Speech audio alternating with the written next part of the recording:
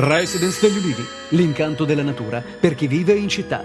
Telefono 0962 96 4192 348 01 17 609.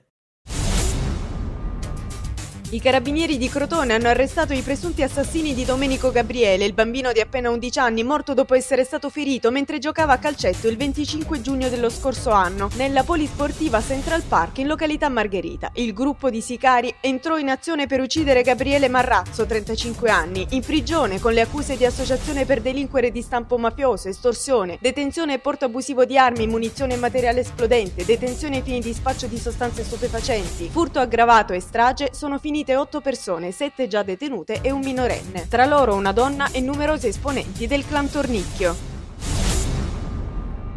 Viaggiava a bordo di un treno diretto a Reggio Calabria proveniente da Roma con 12 panetti di hashish nei bagagli quando è stato fermato per un controllo dalle Fiamme Gialle, i militari cinofili guidati dal cane antidroga Nebin in collaborazione con gli agenti della Polfer. DR, 34enne di Trapani, dopo essere stato smascherato dal fiuto del cane, ha consegnato ai militari 1200 grammi di droga per un valore di 15.000 euro ed è finito in carcere.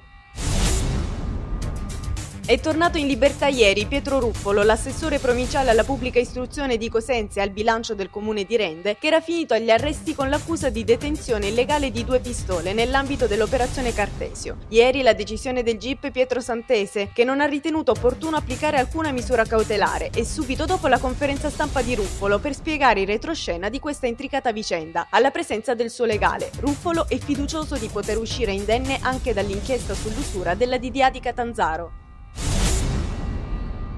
È stato presentato ieri dal comune di Cosenza ed Arpacal il primo rapporto sulla qualità dell'aria in città relativo all'anno 2009. A riferire i dati la dirigente Arpacal Claudia Tuoto, che ha affermato: la qualità dell'aria a Cosenza è sufficientemente buona, tutto è rientrato nella norma, fatta eccezione per un leggero superamento della soglia del PM10. Il maggiore inquinamento si ha nei momenti della giornata di maggiore flusso di macchine in entrata e in uscita. Anche per i festeggiamenti della Madonna Greca di Isola Capo Rizzuto l'imperativo è quello di tenere fuori l''ndrangheta dalla manifestazione. A ribadirlo Don Edoardo Scordio, parroco di Isola, il sindaco Carolina Girasole e il responsabile della Misericordia Leonardo Sacco, che hanno presentato ieri mattina il programma alla Curia di Crotone. I portantini infatti saranno operatori della Misericordia del Centro Sant'Anna. Nel programma variegate iniziative religiose e civili, partite ieri e che termineranno il prossimo 16 maggio. Il circo Embel Riva è sbarcato nel reparto pediatria dell'ospedale San Giovanni di Dio di Crotone. Si tratta di un'iniziativa promossa dall'assessorato provinciale allo spettacolo diretto da Gianluca Marino, d'intesa con il primario del reparto Francesco Paravati, per far trascorrere qualche ora di spensieratezza ai piccoli degenti dell'ospedale. Presenti maghi e clown del circo che hanno donato performance di micromagia e molti sorrisi ai bimbi presenti.